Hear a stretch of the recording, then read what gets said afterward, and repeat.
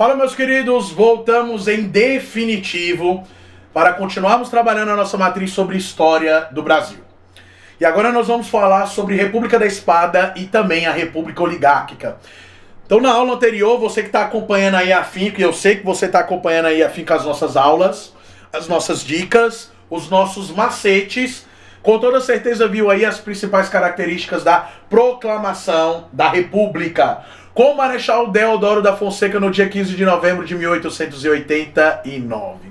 Então vem comigo agora que nós vamos então aprofundar os nossos conhecimentos e vamos então para a República dos Militares, ou também conhecida como República da Espada, e também a República Oligárquica. Vou te dar as principais dicas, os principais macetes, as principais manhas para você levar tudo isso para sua prova e garantir a sua aprovação, porque aqui no projeto Construindo Vencedores a sua aprovação é garantida. Então vou deixar aqui para você, ó, logo de cara, vou deixar aqui, ó, o meu Instagram, @luizdudes, tá?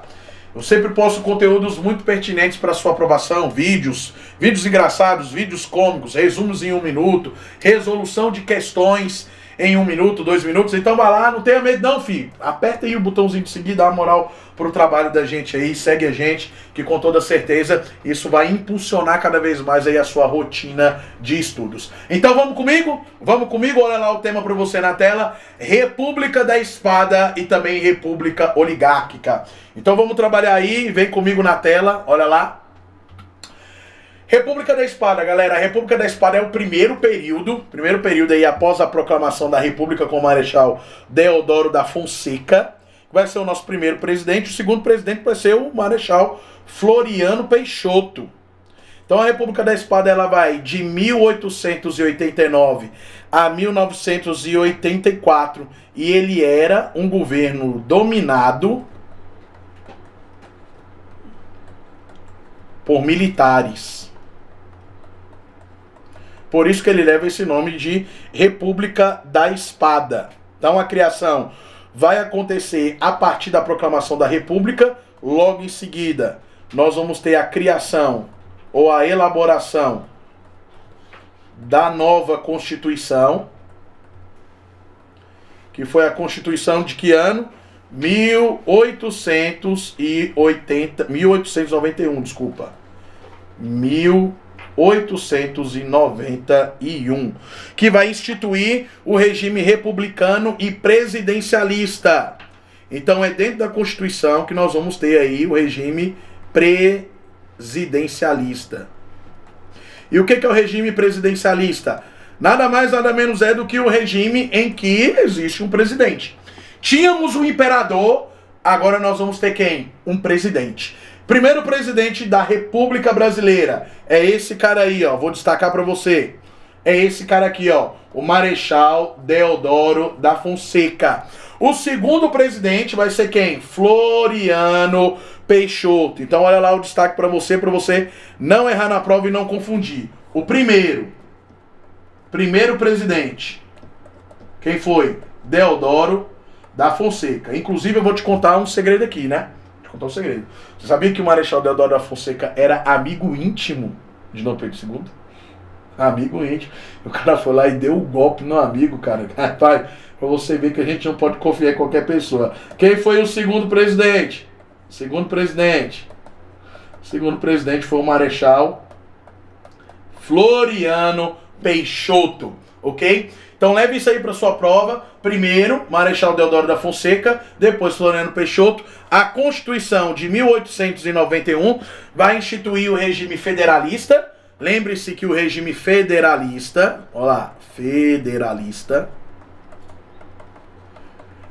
é igual ao quê? É igual a estados.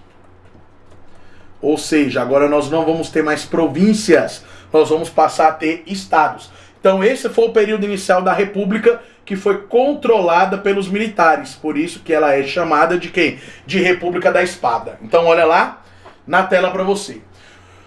Governo de Deodoro da Fonseca de 1889 a 1991. Nós vamos ter aí algumas crises políticas que esse governo vai enfrentar. Então ele vai ser o primeiro presidente do Brasil e vai enfrentar algumas crises políticas e econômicas, tá? como, por exemplo, a crise do encilhamento. A crise do encilhamento. E aí eu quero destacar duas coisas aqui para você. A crise do encilhamento já era uma questão econômica de dificuldade da administração econômica do Brasil, que era algo que já estava sendo trago desde o período republicano. O Brasil sempre foi, historicamente, um estado que sempre gastou muito. Sempre se gastou muito com a manutenção do regime público, seja durante o Império, seja também durante o período da República. Então, o encilhamento vai ser uma crise econômica e política que vai trazer uma pressão ao governo de Deodoro da Fonseca e vai ocasionar uma série de revoltas. Então, olha só, essas revoltas serão significativas para a renúncia de quem?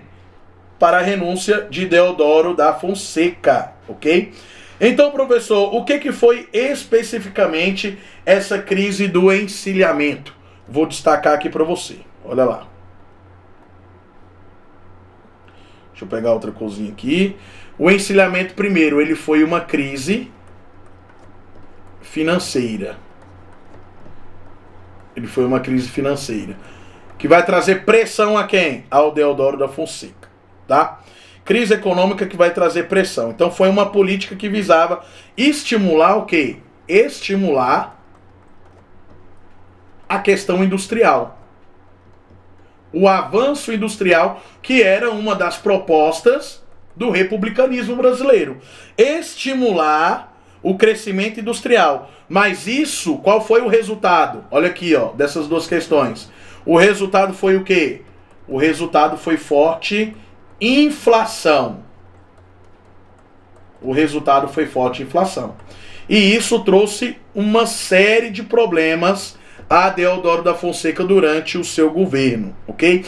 O ministro da Economia nesse período, quem era? O ministro, olha lá. O ministro era Rui Barbosa. Rui Barbosa era então o ministro da Fazenda. Então as medidas que foram adotadas para conter essa forte inflação, então olha aqui para mim. Ah, professor, eu não sei o que é inflação. A palavra inflação vem de inflar. Então o que você vai inflar aqui dentro da perspectiva econômica? Os preços dos alimentos e dos produtos produzidos no país se elevaram devido ao quê? A essa estimulação e especulação financeira e industrial ocasionada pelo governo do Marechal Deodoro da Fonseca. Isso vai trazer uma forte pressão e também oposição ao exército e ao seu governo. Com isso, ele vai adotar algumas medidas. Quais são as medidas, então, para conter essa crise? Aí ele vai falar, cara, a gente vai ter que fazer emissão de papel moeda. Vamos emitir papel moeda. Só que essa emissão de papel moeda, ela vai gerar o quê? Ela vai gerar inflação. Ela gera inflação. Então a emissão de dinheiro. Então quanto mais dinheiro você tem, mais poder de compra. Quanto mais poder de compra você tem, mais a inflação vai crescer. Por quê? Porque você tem uma alta o quê? Você possui uma alta demanda. Uma outra questão aqui também que provocou essa forte inflação foi o quê? Foi o facilitamento de crédito para incentivar a estimulação industrial. O que aconteceu? Vamos então facilitar o crédito. A galera começou a pegar grana e começou a não pagar. Ah, bebê, parece muito com os tempos de hoje, né? Parece muito com os tempos de hoje. E liberdade, uma ampla liberdade também de criar empresas, né? Ampla liberdade ali de empresas, de bancos, né? E muitas empresas e bancos foram falindo devido ao quê? Devido a essa facilitação do crédito. A galera pegava emprestado e não pagava. Essas medidas foram sendo adotadas por Rui Barbosa. Só que isso vai cair no colo de quem? Olha lá, ó. Vai cair no colo de quem? Vai cair no colo do Fonsequinha. Vai cair no colo do Fonsequinha. Então essa forte crise econômica, ela se dá por esses fatores. Isso nós vamos chamar de quê? Encilhamento. política do encilhamento. Apareceu na sua prova política do encilhamento, é isso aqui, ó.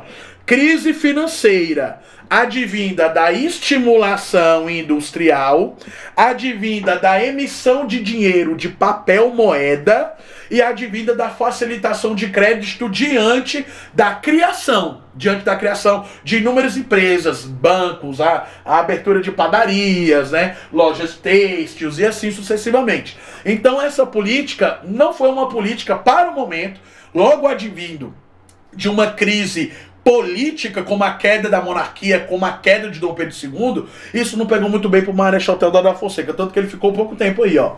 Tanto que ele ficou pouco tempo, porque ele sofre uma pressão muito grande durante esse período. Então olha lá na tela. Essas são as características do encilhamento. Então nós tivemos aí uma inflação descontrolada, especulação financeira e criação de empresas fantasmas com vistas a pegar crédito, né, diante da facilitação, quebra de investidores e bancos, desaceleração da economia e também a queda da confiança do novo regime. Houve essa desaceleração econômica e, consequentemente, essa desaceleração vai trazer, então, desconfiança do novo governo, ok? Então essas são as características do encilhamento, dessa crise econômica que vai fazer Marechal Deodoro da Fonseca cair e renunciar. Logo depois, após a renúncia do Marechal Deodoro da Fonseca, nós temos então o governo de Floriano Peixoto. Lembre-se que Floriano Peixoto foi o segundo presidente. Então o Marechal Deodoro da Fonseca ele vai renunciar, ele renuncia diante da força, da pressão em relação ao encilhamento, tá? E aí vem logo o Marechal Deodoro da Fonseca. Conhecido, levava a alcunha de Marechal de Ferro. Por ter o quê? Por ter uma postura firme, uma postura autocrática, uma postura autoritária. Então vamos lá? Olha só. Principais características, então. Principais características vai ser a repressão a revoltas, como a revolta armada e a Revolução Federalista. Então, olha só. Durante todo o período da história do Brasil, você já viu isso? Boa parte do período do Brasil, desde o período colonial, nós sempre tivemos revoltas. E essas revoltas, elas aconteciam, geralmente, ligadas a pelo menos dois campos. O que gera uma revolta? Qual é o fator de geração de uma revolta? Primeiro, impostos. A galera pagando muito imposto. Segundo, questões sociais e políticas. Porque a galera não tem participação política. A galera sofria socialmente falando. Então isso trazia uma série de descontentamentos da população em relação aos governos vigentes. Nós tivemos isso no período colonial, com Tiradentes, por exemplo, com a Inconfidência Mineira, com a Conjuração Baiana, com a Revolução Pernambucana. Nós tivemos então Balaiada, Sabinada e Cabanagem, Revolução Farroupilha, Revolta dos Malês, durante o período regencial. Então todas essas revoluções, elas foram geradas pelo menos por esses dois fatores. O fator do imposto, a galera pagando cada vez mais imposto, e as questões sociais e políticas, a não participação das camadas mais baixas da sociedade dentro das questões políticas.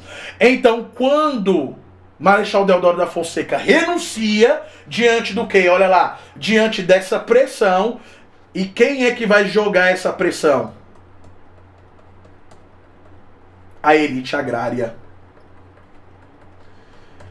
A elite agrária. Aí aqui fica bastante sugestivo o porquê que depois nós vamos ter uma república oligárquica. Porque a elite agrária joga a responsabilidade sobre o Deodoro e diz assim, ó, você prometeu uma coisa, mas você não está conseguindo cumprir, né?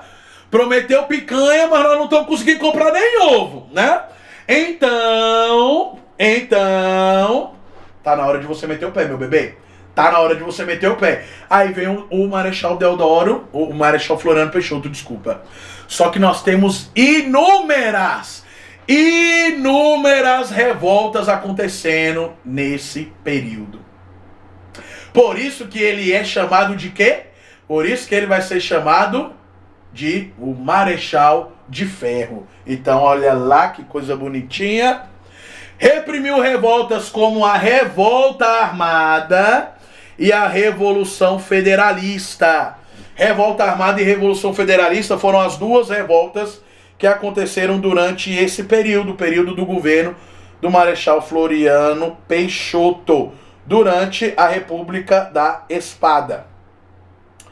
E essas revoltas foram o quê? Quais foram as características dessas revoltas? Por que elas aconteceram? De que modo elas aconteceram? Então vem cá, que eu vou explicar para você. Olha lá. A Revolta Armada ela foi de 1891 a 1884. Olha lá, 1991, início do Marechal Deodoro da Fonseca, a 1994, que é o final aqui do governo do Floriano Peixoto. Ela aconteceu aonde? No Rio de Janeiro. Ela aconteceu no Rio de Janeiro e ela envolveu, olha só, envolveu a Marinha Brasileira. Ela envolveu a Marinha Brasileira. Então, o conflito entre a Marinha Brasileira, que ainda possuía ideais monarquistas e estava descontente com a sua desvalorização no governo dos militares, no governo da República da Espada, no governo do Exército, diz assim, não, esse negócio aqui tá errado. Essa república aí não tá funcionando, não. Os caras prometeram uma coisa, tá acontecendo outra. E a Marinha tinha fortes ideais monarquistas, legalistas, né? Diante de um governo que agora era republicano. Então havia uma rejeição à forma como Deodoro da Fonseca e depois o Floriano Peixoto assumiram o poder. Lembre-se que a proclamação da República, ela foi um golpe de Estado. Golpe de Estado. Sendo um golpe de Estado, um golpe que foi proclamado pelos militares, nós temos um governo que é militar. Os dois primeiros presidentes republicanos, Deodoro da Fonseca e o Floriano Peixoto, eram militares, eram marechais. Foi um golpe. Derrubaram Dom Pedro II. No entanto, a Marinha, que tinha esses ideais monarquistas, centralizadores, disseram assim, não. Essa galera não valoriza a gente. Não valoriza a gente. E outra, a forma que eles estão governando não tá dando certo, não. Olha o que o Deodoro tá fazendo.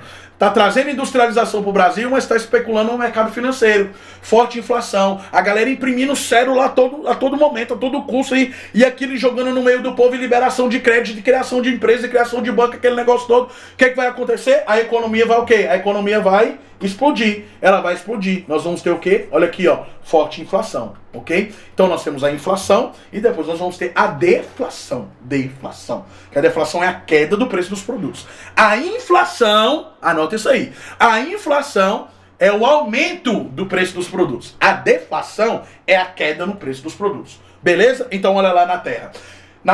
Conhecido como Marechal de Ferro por reprimir as revoltas armadas. Né? Então vem a revolta armada com a Marinha, rejeição ao governo de Deodoro da Fonseca e Floriano Peixoto. A Marinha queria respeito à Constituição. E também eleições que fossem o quê? Eleições que fossem diretas. Eleições. Peraí. Deixa eu apagar aqui. Então, um dos objetivos da revolta armada era o quê? A busca por eleições diretas. A busca por eleições diretas. Ok?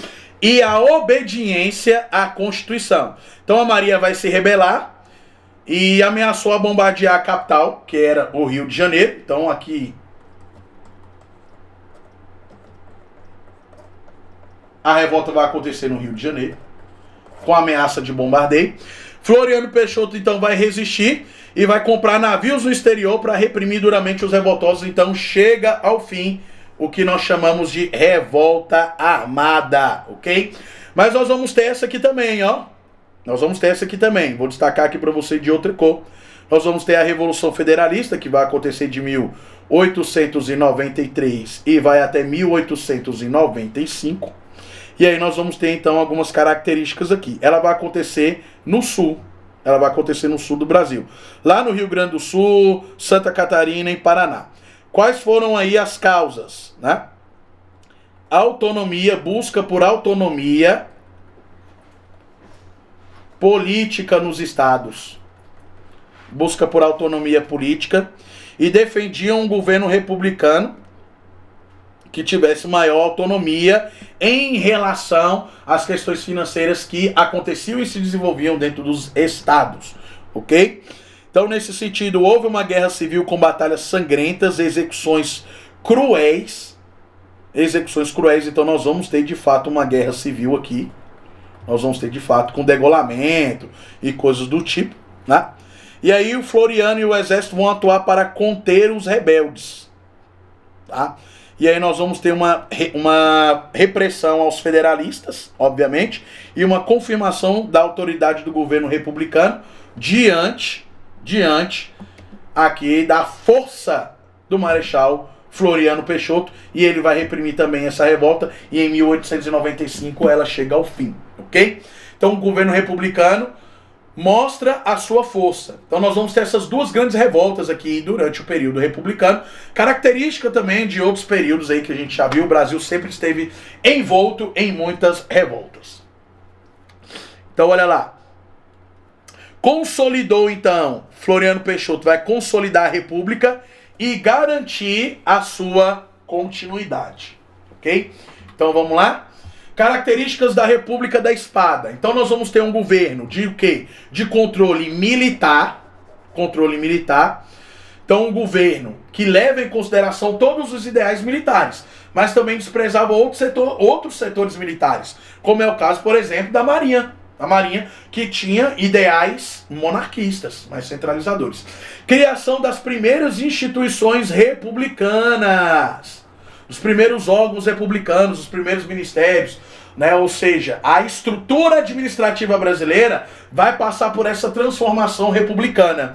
Conflitos internos e resistência contra o novo regime, e aí nós vamos ter o destaque aqui para duas grandes revoltas.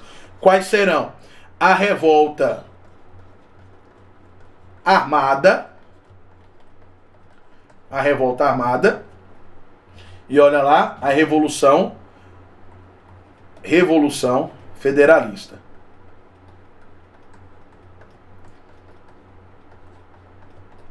Então, destaque para essas duas aqui.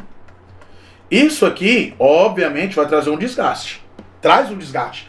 Traz uma queda de popularidade. As duas foram reprimidas, mas acaba trazendo sim uma queda de popularidade, tanto ao Deodoro quanto ao Floriano Peixoto, que são as principais figuras aqui da República da Espada. É chamado de República da Espada porque esse governo tinha características idiosincráticas, identitárias, militar, ok? Olha lá na tela então. E aí nós vamos ter a transição para a República Oligárquica, que é quando chega então ao fim o governo de Floriano Peixoto. Então o fim do governo de Floriano Peixoto é caracterizado por algumas questões aqui que é importante a gente destacar. Uma forte crise financeira, que era advinda ainda lá do período do Deodoro, né? As revoltas e a falta de articulação com a oligarquia. Então isso fez com que o governo de Floriano Peixoto sofresse essa pressão e acabasse então se encerrando e dando então início a uma nova fase do governo brasileiro, que seria aí a República Oligárquica, ok? Então nós vamos ter a transição, nós teremos aqui a transição para o governo oligárquico. Então, tanto a questão da crise financeira, quanto das revoltas, quanto a questão da inflação, que não foi controlada durante o governo de Floriano Peixoto. Iniciou-se durante o governo de Deodoro da Fonseca, mas não teve controle no governo de Floriano Peixoto, ok? Então olha lá na tela. Então nós vamos ter aí esse processo de transição. Então Floriano vai cumprir o seu resto de mandato, né? Na verdade, o resto do mandato do Deodoro da Fonseca após a sua renúncia. Então, ele senta na cadeira presidencial. Por quê? Porque o Deodoro tinha renunciado, ele era o vice. Então, como o Deodoro renunciou diante dessas crises aqui, então o Floriano Peixoto ele vai assumir. Então, olha lá na tela. Então, apesar das críticas por não convocar novas eleições, por não ter novas eleições, e ele permanecer até o fim do mandato, em 1894, ele vai entregar o cargo para quem? Ele vai entregar o cargo para Prudente de Moraes. Ele vai entregar o cargo para Prudente de Moraes, eleito de forma direta. Então a grande questão aqui era, principalmente das camadas mais baixas da sociedade, principalmente também das camadas mais médias ali, mais no centro ali da pirâmide social da sociedade. Cara, a gente precisa de eleições diretas. Então o Floriano Peixoto falou, vou cumprir até o final. Começou com Deodoro, vou cumprir até o final. Chegou no final, vou passar. Eleições diretas, passou para quem? Terceiro presidente do Brasil, anota aí. Primeiro, Floriano Peixoto. Primeiro, Deodoro da Fonseca. Segundo, Floriano Peixoto. Terceiro, Prudente de Moraes. E aqui nós vamos iniciar então a República Oligárquica, com todas as suas características. E você já sabe o que é oligarquia, porque eu já expliquei para você. É a formação de pequenos grupos políticos de forma regional. Centralizado de forma regional. Vem na tela então comigo. Então, olha só. Os conflitos que vão acontecendo durante o governo do Floriano Peixoto, como a Revolta Armada, a Revolução Federalista, tudo isso fez com que ele fosse conhecido como Marechal de Ferro. E aí, então, vai haver uma polarização muito grande. Qual é o clima político aqui desse período? Eu vou voltar aqui, ó. Qual é o clima? Qual é o clima político durante o governo do Floriano Peixoto? Qual era o clima político? Vou até mudar aqui de cor, olha lá. O clima político aqui era polarizado. Eu escrevi errado aqui, peraí. O clima aqui ele era polarizado. Entre quem? Entre militares e civis. Polarizado entre militares e civis. Polarizado entre militares e civis. Então Floriano deixou o poder com uma imagem muito quê? Muito autocrática, autoritária. Então isso fez com que ele ficasse conhecido como general de quê? Como general, como marechal de ferro, especialmente entre os republicanos mais radicais. E aí nós vamos ter então a República Oligárquica e todas as suas características que nós vamos ver agora. E aí então chega o fim do governo de Floriano Peixoto. Na verdade o mandato era do Deodoro da Fonseca. E aí nós vamos ter o fim do mandato do Deodoro da Fonseca e a chegada do governo oligárquico. Primeiro presidente, tá aí ó, Prudente de Moraes. Então nós vamos ter como características aqui da República Oligárquica a saída, olha lá, saída dos militares em 1894, aí nós vamos ter as eleições, Prudente de Moraes, primeiro presidente aí civil, né? Primeiro presidente aí civil. Ascensão dos civis ligados às oligarquias rurais, principalmente aos grandes produtores de café. E aí nós vamos ter agora outros produtos entrando em ascensão. Aí nós vamos ter a famosa política do café com leite, especialmente entre dois grandes polos produtores aqui, que é quem? Que é São Paulo e Minas Gerais. Então olha lá na tela. Política do café com leite. Quem era quem aí? Quem era quem aí?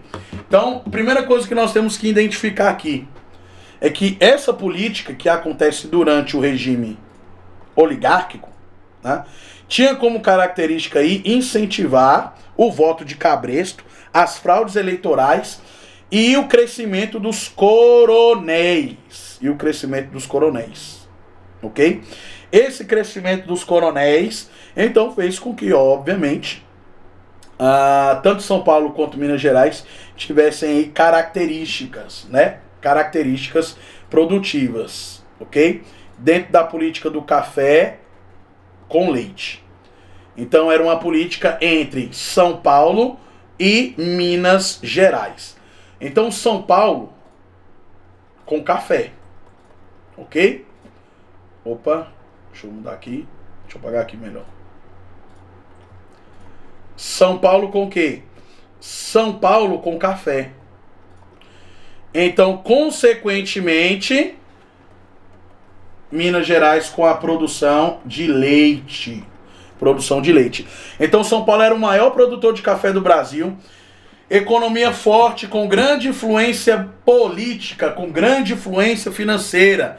Representava os interesses de toda a elite cafeeira paulista. Havia essa dinâmica de representação da elite. Aí, por outro lado, nós vamos ter quem? Nós vamos ter Minas Gerais. Minas Gerais, grande produtora de gado, leiteiro e outros produtos agrícolas. Também com uma forte influência política, com lideranças de oligarquias rurais. Só que do lado mineiro. Então nós vamos ter essa política do café com leite. Essa relação, essa representação entre São Paulo e Minas Gerais em relação ao fortalecimento do poder econômico. Aqui em São Paulo, o fortalecimento era, o objetivo era o fortalecimento econômico. Já em Minas Gerais, era o fortalecimento o quê? Político.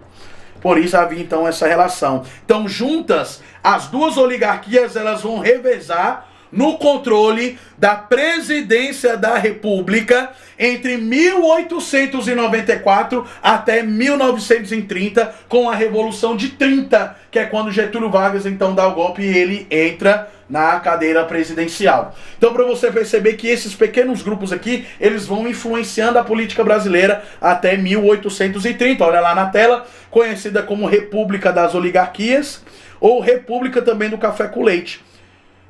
Destaque para o domínio das elites agrárias e também do que? Dos coronéis. O poder dos coronéis aqui, cara, a galera mandava, desmandava, né, em cidades, em estados. Então a política coronelista aqui era também uma política de autocracia, né? Eles não eram militares originalmente falando, mas agiam como se fosse, que os militares aqui já haviam caído, né? Então nós temos o período aqui que nós conhecemos como o período da falsa democracia. Por quê? Acontecia eleições diretas. Ó Prudente de Moraes aqui. Só que era através do voto de cabresto. Ué, professor, o que é isso? Falei pra mim que eu não sei o que é não. Eu sei o que é voto censitário, que é o voto lá, ó, alinhado com a galera que tem o quê? Que tem grana, Didi, faz me rir, money. Agora, voto de cabresto, eu não sei o que é não. Falei pra mim o que é. Os coronéis mineiros e paulistas, Café São Paulo, Minas Gerais, leite. Café São Paulo, Minas Gerais, leite. Café São Paulo, Minas Gerais, leite. Eles pegavam seus trabalhadores, a galera lá trabalhava pra eles, né? E aí, negócio é o seguinte, irmão. Negócio é o seguinte. Vem aí o presidente novo e eu quero que vocês votem nele. Ah, mas eu não quero votar no cara não. Se você não votar, eu vou te mandar embora. O nome disseram o quê? Voto de cabresto. Então, por isso que esse período era chamado de período de falsa democracia. Havia um controle excessivo sobre as questões eleitorais. Além disso, nós vamos ter o quê? Além disso, nós vamos ter muitas fraudes eleitorais.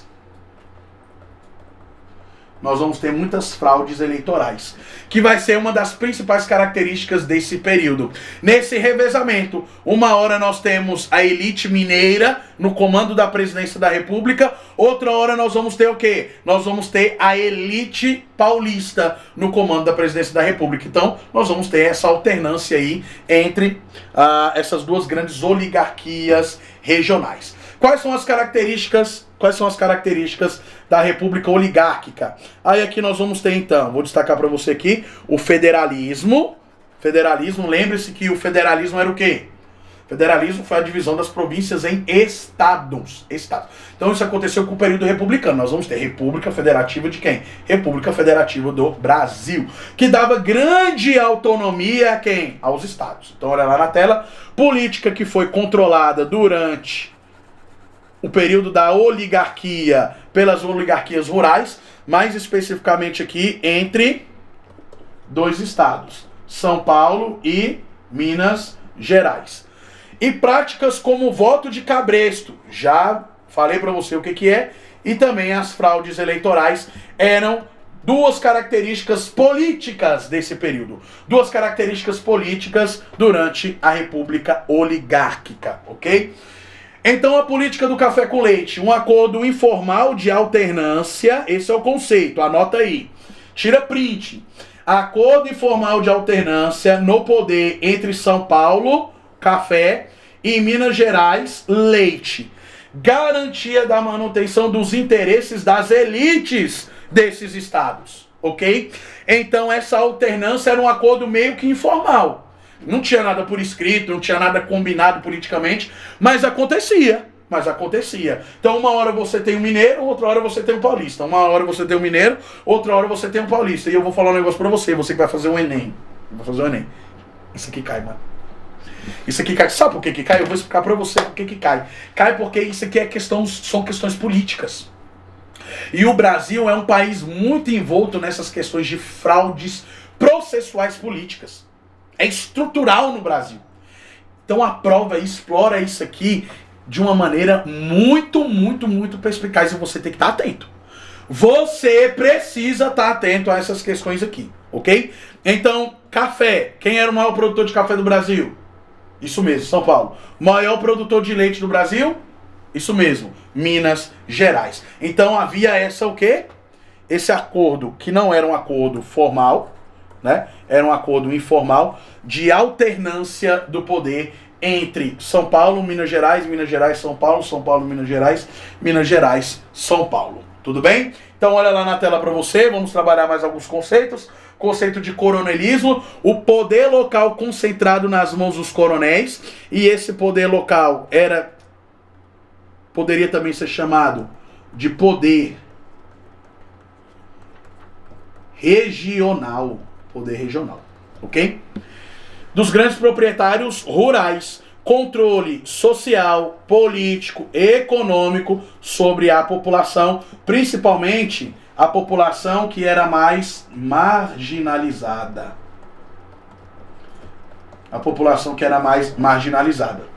Uso da influência econômica para controlar o quê? Votos. Qual é o nome disso? Qual é o nome? Você já sabe. Voto de cabresto. Intervenção nos poderes locais, na polícia, na justiça e na administração pública. Quando eu falei para vocês, há uns minutos atrás, que os coronéis tinham essa perspectiva, cara, muito forte mesmo, de que eles achavam que eles eram manda-chuva de tudo, que eles eram militares. Então eles influenciavam porque o poder deles era um poder regional. Então o cara mandava. Você pegar vários filmes de época aí, você vai ver. Aquele filme mesmo, Gonzaga de Pai para Filho, no início do filme ali, quando o Luiz Gonzaga ainda tá querendo namorar ali com a menina, com a filha de um coronel, o cara mandava em tudo, pô. O cara mandava na cidade inteira. E o Luiz Gonzaga sai de Exu justamente porque ele foi ameaçado por um coronel que pai da moça que ele queria namorar. Entendeu? Então, eles interferiam na política, eles interferiam na justiça, eles interferiam na administração pública, eles interferiam em tudo, interferiam nas questões sociais. Então, esse era o regime coronelista, presente no Brasil durante todo esse período da República. E aqui nós estamos falando de quem? Quem eram os coronéis? Eram a elite agrária. Claro que nós vamos ter elite agrária no Sul, no Norte, no Nordeste, mas especificamente nas duas grandes cidades do Brasil nesse momento, que era São Paulo e Rio de Janeiro. Rio de Janeiro era a capital do Brasil nesse momento, então a política girava em torno daquilo. Né? Então havia uma forte dependência da população aos coronéis. Então, ao mesmo tempo que eles eram muito cruéis, autocratas, eles também acabavam ajudando a população em relação a empregos, postos de empregos, dinheiro e coisas do tipo, né? Mas não era uma questão muito comum, não. Na verdade, a autocracia, o autoritarismo era uma questão muito mais marcante desses coronéis. Autoritarismo era aí a principal característica dessa galera aqui, ok? Então, olha só essa imagem. Você tem o coronel, ele tá com o quê? Olha lá, ó. Uma arma. Aí você tem a urna aqui, ó, a urna dando língua pra ele. E aí você tem uma mulher votando, ou seja, ela tá votando obrigada. Isso aqui é referência ao quê? Isso aqui é referência a isso aqui, ó. Voto de cabresto. Referência ao voto de cabresto. Tudo bem? Show de bola? Deu pra entender aí? Então esse é o poder coronelista, esse é o coronelismo, características do coronelismo e também do voto de cabresto. Agora nós vamos falar sobre o clientelismo, relação de troca de favores entre coronéis e a população. Então por isso que eu falei aqui, olha lá, por isso que eu falei aqui sobre essa dependência que acontecia da população aos coronéis. Então às vezes o cara precisava do emprego, às vezes o cara precisava de um dinheiro, o coronel ia lá e ajudava. Mas ele ajudava de bom grado? Não, ele era um autoritário. Ele ajudava por quê? Ele ajudava por conta dessas questões envolvendo o clientelismo. Envolvendo aqui o clientelismo, ok? Clientelismo, esse é o conceito. Tira print, bebê, tira print. É a relação de quê? Troca de favores. Troca de favores entre os coronéis e a população, ok? Então o coronel oferecia emprego, o coronel oferecia proteção, o coronel oferecia ajuda material, com dinheiro. Em contrapartida, ele queria o quê? Ele trocava isso por quê? Por votos e obediência. Cara, olha só. Quando você pega isso aqui, esse conceito de clientelismo, isso aqui vai se parecer muito com quem? Olha lá.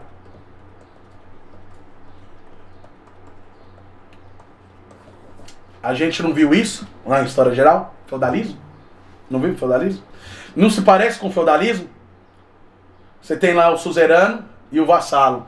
O suzerano oferece emprego, ferramentas de trabalho, proteção, material de ajuda. Mas em troca, o vassalo devia obediência. Só que lá havia uma característica totalmente diferente, porque lá não tinha economia monetária, o cara tinha que, né, o vassalo tinha que passar por uma cerimônia de obediência em relação ali ao seu suzerano. Mas não parece muito? Não parece muito? A estrutura não parece muito? São conceitos diferentes. Não estou dizendo que são iguais, não. Presta atenção. Eu estou fazendo uma comparação historiográfica aqui para você entender como que essas estruturas políticas, econômicas e sociais, elas vão se estruturando na sociedade ao longo do tempo, ok? Então olha lá na tela. Vem o voto de cabresto, que era o quê? O controle direto sobre o eleitor. Então, eu te dou emprego, eu te dou proteção, eu te dou aqui, ó, te dou aqui material de troca, ajuda material, e em contrapartida você me dá o que aqui? Troca de votos e obediência. O voto, ele não era secreto, tá? Então ele acontecia a partir de uma pressão de quem? Dos coronéis. A partir de uma pressão dos coronéis. E ameaças e também o que? A manipulação, ok? Então esse aí é o conceito de clientelismo. Show de bola? Olha lá. Quais são as consequências disso tudo então? Então nós vamos ter aqui concentração de poder e exclusão política das camadas populares. Manutenção, deixa eu mudar aqui. Exclusão das camadas populares, ok? Manutenção dos privilégios das elites, obviamente.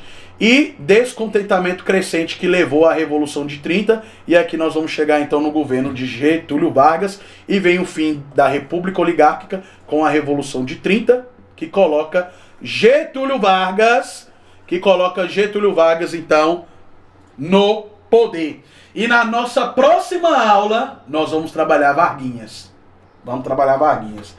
Vamos trabalhar aqui algumas questões, só pra gente consolidar aqui o nosso conhecimento rapidinho. Então vamos lá, vem comigo na tela. A República da Espada de 1889 a 94 marcou os primeiros anos da República no Brasil.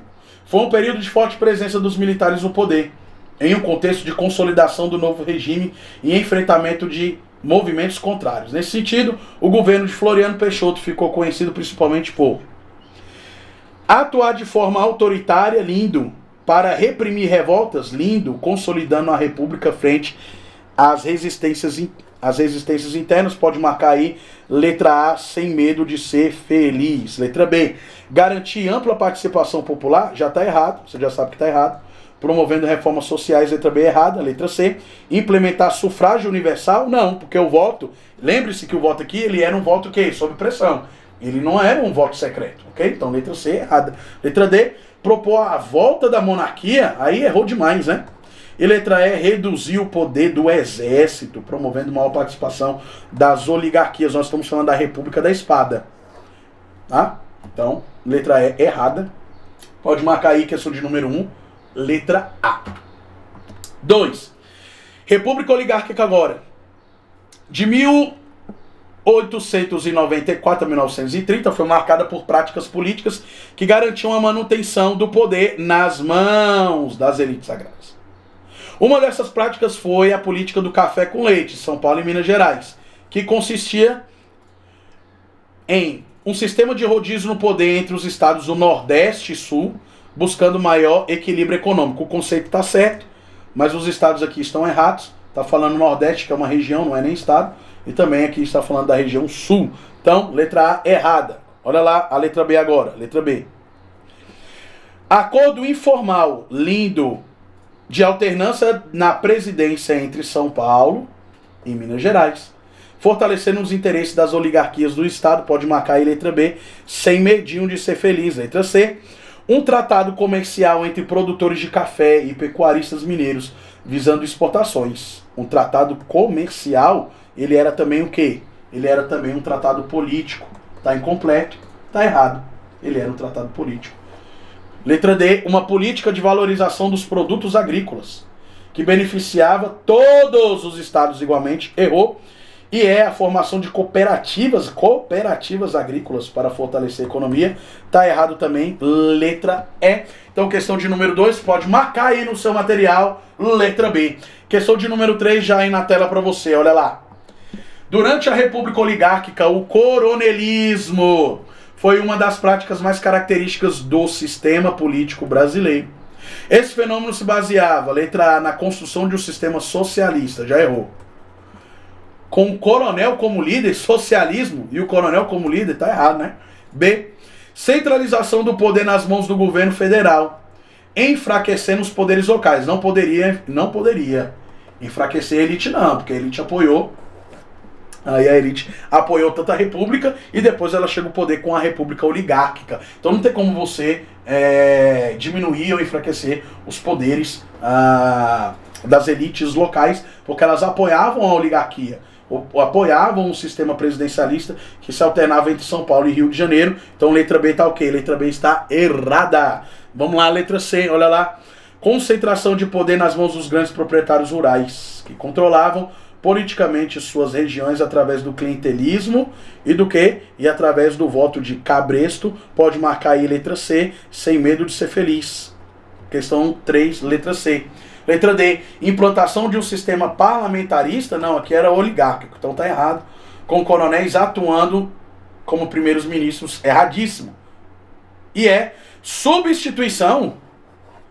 Nós estamos falando de república oligárquica. Como é que nós vamos substituir? Substituição das oligarquias rurais por associações populares e sindicatos urbanos. Letra E, errado. Então, questão de número 3. Pode marcar no seu material. Letra C. Penúltima questão deste bloco. Vem na tela comigo, tá aí na tela para você.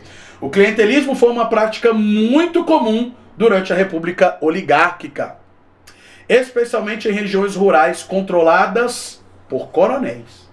Essa prática política consistia, letra A, em proibir qualquer forma de troca de favores entre eleitores e políticos. A gente viu que não. A política nesse momento ela se dá justamente nessa relação de troca de favores. Então tá errado. Letra A aí, pode marcar. Letra A errada. Letra B.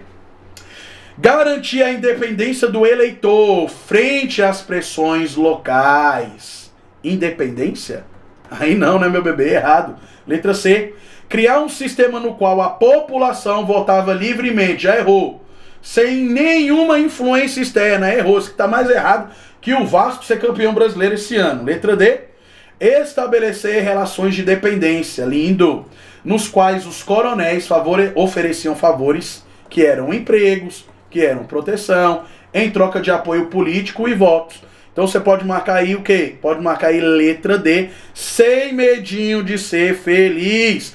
E letra E, promover campanhas de conscientização para garantir eleições livres e democráticas. Aí, né, meu? Aí errou. A gente tem problema com a democracia até o dia de hoje, meu irmão. Imagina esse momento aqui. Imagina diante da República Oligárquica. Última questão para você aí na tela. Última questão desse bloco sobre República da Espada e Oligárquica. Vem comigo, vou botar aí na tela para você. A República Oligárquica foi o primeiro período de aparente estabilidade, mas com poucas limitações políticas e sociais. Uma de suas características mais marcantes era o quê? Olha o destaque aí, voto de cabresto, que se relacionava diretamente com, vamos lá, letra A, implantação do voto secreto. Já errou, porque o voto era por pressão e ele não era secreto. Letra B, a ampla participação de mulheres e dos analfabetos no processo eleitoral. Isso aqui deixa errado, tá? Isso aqui deixa errado. Letra B está errado. C. A possibilidade de livre organização dos trabalhadores rurais nas eleições. Livre organização dos trabalhadores rurais? Aqui lembre-se, nós temos o clientelismo e o poder se alternava entre coronéis de São Paulo, coronéis de Minas Gerais, Café São Paulo, Leite Minas Gerais. Letra C, certo ou errado então? Errada, né? Letra D. Manipulação dos resultados eleitorais, em que os coronéis controlavam os votos da população sob sua influência, muitas vezes usando a intimidação e a dependência econômica. Ah, vou te dar um dinheirinho aí, vou emprestar um dinheirinho aí, então vota em mim aí, né? Então, letra D, pode marcar aí sem medo de ser feliz. Por último, a garantia de que todos os cidadãos tivessem acesso igualitário à participação política sem pressões externas. Errou. Letra E está errada. Com isso, meus queridos, nós terminamos aqui então mais um bloco sobre história do Brasil. Falamos sobre República da Espada e República Oligárquica. E demos aqui todas as dicas importantes para você levar para a sua prova. Bem como resolvemos exercícios para consolidar esse conhecimento, para você pegar o jeito de como a banca vai cobrar isso de você na sua prova. Agora, se segura na sua cadeira, porque o gordinho vai te dar uma aula de Getúlio Vargas, de Era Vargas, que você vai pirar o cabeção. Eu amo Getúlio Vargas de paixão, eu confesso isso. Em todo lugar que eu vou, toda vez que eu vou dar aula de Getúlio Vargas, a galera fala assim, caraca, professor, se eu falo isso com prazer, porque eu gosto de Getúlio Vargas. Getúlio Vargas focar. Então, vou preparar aquela aulinha pra você de Getúlio Vargas, que você vai pirar o cabeção, e Getúlio Vargas cai demais, viu? É um dos conteúdos que mais aparece entre o segundo e terceiro conteúdo no Enem em relação à história do Brasil, que aparece na sua prova. Vai aparecer e você vai acertar, porque você está estudando comigo, está estudando aqui no Construindo Vencedores. Aqui a sua aprovação é garantida. Olha lá, ó. Beijão pra você, bons estudos e fui!